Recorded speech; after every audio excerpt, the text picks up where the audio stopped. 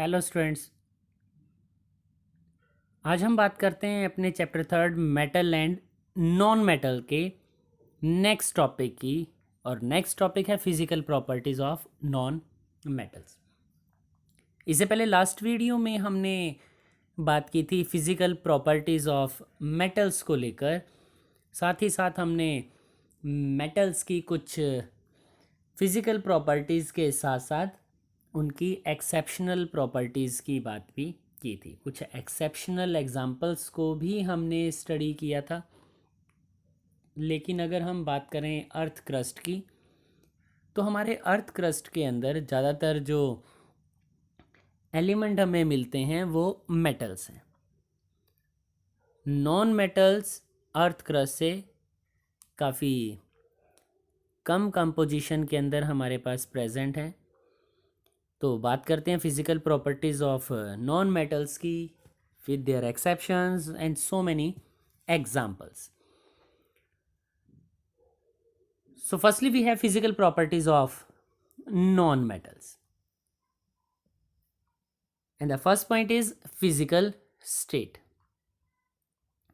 So non-metals are found in all the three state of matter, in solid, liquid and the gas. तो जो non metals हैं तीनों ही form में हमें मिलता है, but the mostly these exist in the gaseous state. तो ज़्यादातर जो नॉन मेटल्स हैं वो गैसियस स्टेट में प्रेजेंट हैं।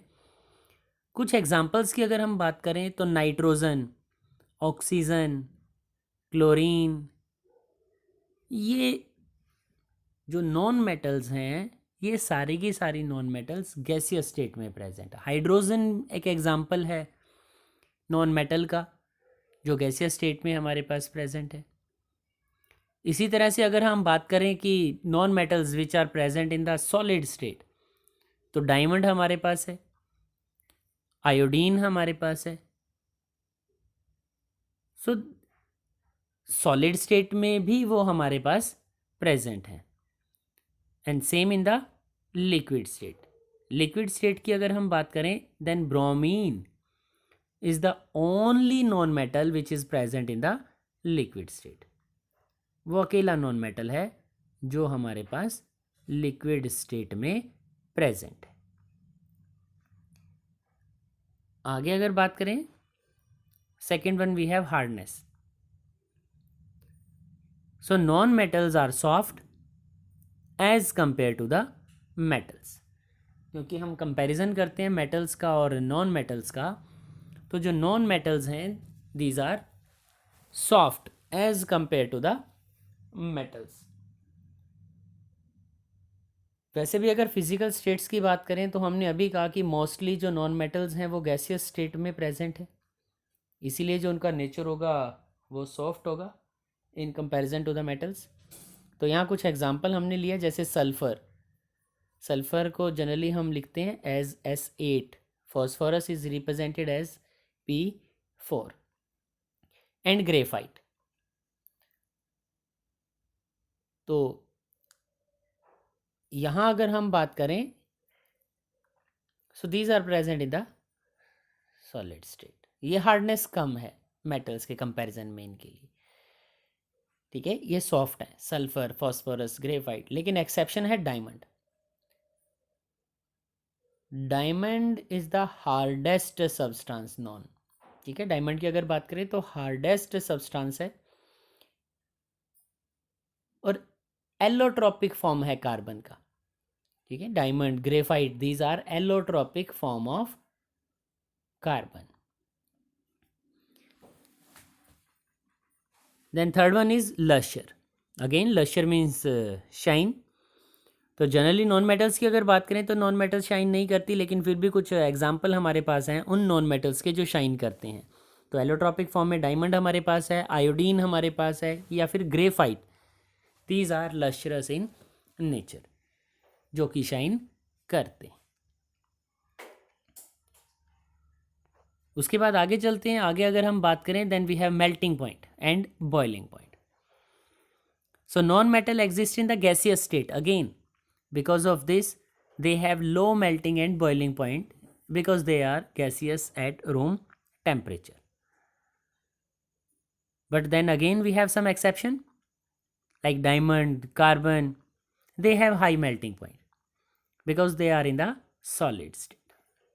Diamond is allotrope of carbon.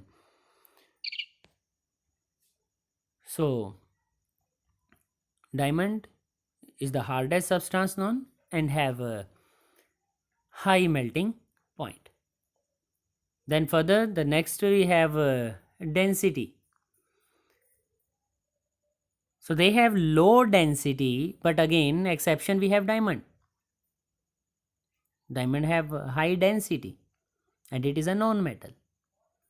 Then further, if we are talking about conductivity, then non-metals are poor conductor of electricity. They don't have the tendency to conduct the electricity. But after that we have graphite, which can conduct electricity. Graphite is used as electrodes. We studied one activity, hydrolysis of water, and in the hydrolysis of water we made anode and cathode, two electrodes, and the two electrodes were made up of graphite. And then the next we have non-metals are brittle. Brittle means they break into pieces. जो non metals हैं वो pieces में break हो जाती हैं. Means they have lesser tendency to show the properties malleability and ductility. So non-metals are brittle.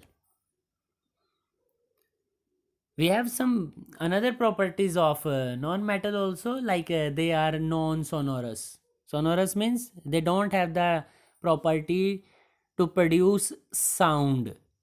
They don't have the property to produce sound. So they are non-sonorous in nature. So with this, there is end of the topic physical properties of non-metals. So on the basis of this video and the last one for the physical properties of metal, we will be able to differentiate between the metal and the non-metal by taking so many examples, and almost same properties are given. We did the comparison on the basis of same type of characteristics between the metal and the non-metal. So see these two videos. If you have any problem, go for the last one and learn the properties, physical and physical properties for the metal and the non-metal. So it will be helpful for you. Okay friends, thank you.